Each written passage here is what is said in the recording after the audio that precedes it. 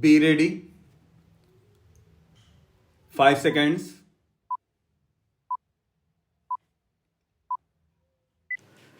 Start. Now, generally speaking, this political aspect of the Asian struggle is drawing to its natural and inevitable culmination. But at the same time, the economic aspect continues and is bound up with all manner of economic problems affecting the world. From the Asian point of view, it has become essentially a matter of extreme urgency to deal with these problems. From the world point of view, it is equally urgent, really, because unless these problems are dealt with in Asia, they affect other parts of the world. I have no doubt that you, ladies and gentlemen, who are members of this commission, realize the importance of what I have said and will make it clear to the United Nations that any attempt to pay inadequate attention to Asian problems is likely to defeat the end which the United Nations has in view.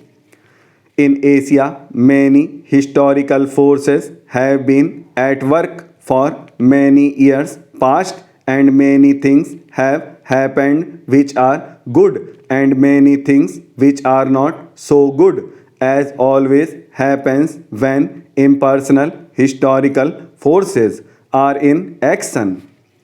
They are still in action.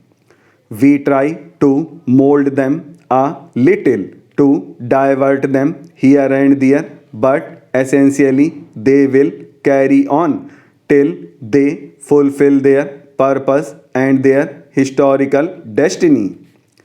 That historical destiny can only be one of complete political and economic freedom within some kind of world framework. In Asia and the rest of the world, there are various systems at work, political and economic, in different countries. Obviously, it will not be possible to cooperate easily unless we proceed on the basis of not interfering with any system, political or economic, in any country, leaving it to that country to develop as it chooses within the larger sphere of world cooperation. You can look upon the problems of Asia from the long term and the short term point of view. The short term problems demand immediate attention because of the urgency of solving some great difficulties. There is, for instance, the aspect of food. It is an extraordinary state of affairs that in a country like India or similar predominantly agricultural countries, we should lack food, or that we should not have a sufficiency in food. There is something obviously wrong if that kind of thing happens. I have no doubt in my mind that India, for its part, can and we will produce enough food for itself. Tomorrow will be the 31st anniversary of our independence. On the eve of this auspicious occasion, I greet you, my fellow citizens, at home and abroad, and offer you my good wishes. Much has happened in the last 1 year. The government has done its best to restore the rule of law and the liberties of our people. I want to speak to you tonight not only of our achievements and aspirations, but also the unfulfilled tasks and the tormenting differences casting their ominous shadows on our national life. A country of India's dimensions with its missed opportunities and mounting challenges remains a nation in constant evolution despite its impressive strides in many spheres. It has been going through an endless self examining process, trying to rediscover itself, shed the accumulated hangovers of the past, and keep pace with the complexities and compulsions of the present times. The tempo of this activity can be sustained only through stability, which is the very basis of survival.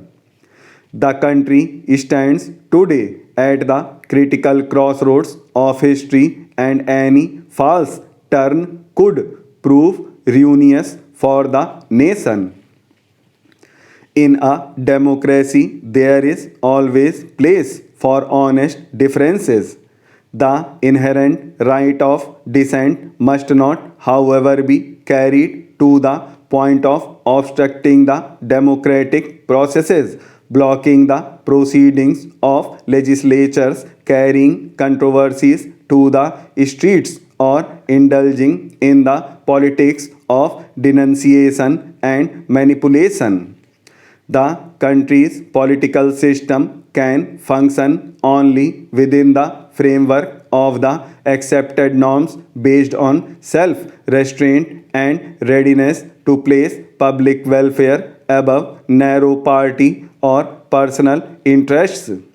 A nation torn asunder by bitter discord can hardly hold its place or make any progress.